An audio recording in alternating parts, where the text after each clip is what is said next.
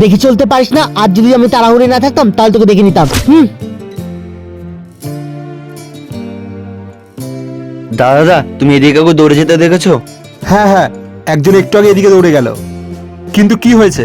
দাদা, আমি আমার মায়ের অপারেশনের জন্য টাকা নিয়ে যাচ্ছিলাম, আর ওই লোকটা আমার টাকা ছিনতাই করে পালিয়ে যায়।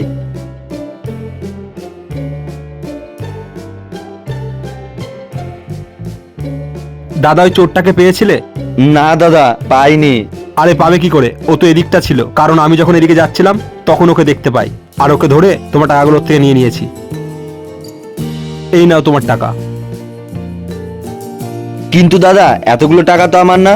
দাদা, তুমি সত্যি সত্যি বলো, এ টাকাগুলো তুমি কোথায় পেলে? আসলে ভাই, হয়েছিল কি, হ্যালো স্যার, আমি কোম্পানি দেওয়া টাকাটা হারিয়ে ফেলেছি। কি? তুমি এত ইরেসপন্সিবল কিভাবে হতে পারো? তোর মায়ের থেকে টাকাটা কাটা যাবে। ঠিক আছে স্যার। ধন্যবাদ দাদা তোমাকে, তুমি আমার জন্য এতটা স্যাক্রিফাইস করলে। মানুষ হয়ে যদি আমরা কোনো মানুষের পাশেই না দাঁড়াতে পারি তাহলে আর কিসের মনুষ্যত্ব?